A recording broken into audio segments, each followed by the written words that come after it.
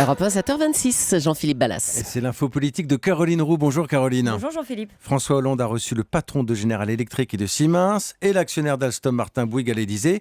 L'info politique, Caroline, c'est qu'Arnaud Montebourg a dû laisser sa place en première ligne sur ce dossier. Oui, alors je vous cite une petite phrase de l'entourage du président. Vous savez, il ne faut pas surinterpréter les propos d'Arnaud Montebourg. En clair, quand le ministre de l'économie donne l'impression, c'était le cas hier, d'avoir fait le choix de l'allemand Siemens, l'Élysée s'empresse de tempérer. Un conseiller du président m'explique, le sujet est devenu très vite hautement symbolique, c'est du niveau naturellement du chef de l'État. Ce qui est vrai, mais on comprend aussi qu'il est impossible de laisser seul, en première ligne, le tonitruant Montebourg sur un sujet aussi stratégique et qui concerne 18 000 emplois en France. Dès jeudi d'ailleurs, le conseiller économique du président Emmanuel Macron avait reçu le patron d'Alstom discrètement et en urgence.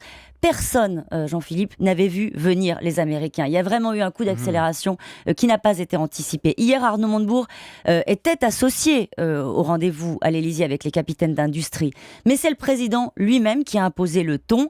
Le chef de l'État a veillé à ménager General Electric sur l'air de « nous n'avons pas d'a priori, mais laissez-nous du temps, plus de temps pour étudier toutes les possibilités ». J'essaie de comprendre parce que je me dis que dans cette situation, François Hollande, il a que des coups à prendre sur ce dossier Alstom parce qu'on dit qu'Alstom sera démantelé avec les Allemands ou avec les Américains. C'est vrai, vous avez raison. Et d'ailleurs, comme on me le dit très justement dans l'entourage du président, François Hollande sait de toute façon que politiquement, c'est lui qui sera jugé sur ce dossier. Alors, il faut bien comprendre qu'il n'a plus rien à perdre. Et puis, le dossier est politique, mais il est devenu européen. Berlin pousse pour une entente entre Alstom et Siemens. Et François Hollande, vis-à-vis de l'Allemagne, ne peut pas donner le sentiment de laisser gagner les Américains et General Electric sans tenter la solution européenne. Voilà aussi pourquoi il ne pouvait pas rester spectateur sur ce dossier. N'empêche, Caroline, ce dossier Alstom, ça tombe le jour où François Hollande annonce une grande mobilisation pour l'emploi.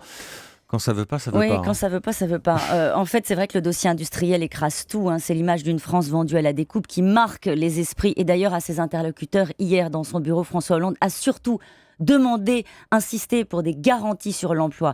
Mais il y a un autre moteur pour François Hollande qui est moins avouable, celui-ci. Le président sait qu'Alstom a été le succès de Nicolas Sarkozy, on s'en souvient, c'était en 2004. Et il fera tout pour que cette histoire-là ne soit pas perçue comme son échec. C'était donc ça, l'info politique de Caroline Roux sur Europe 1 chaque matin à 7h25. À demain. Caroline.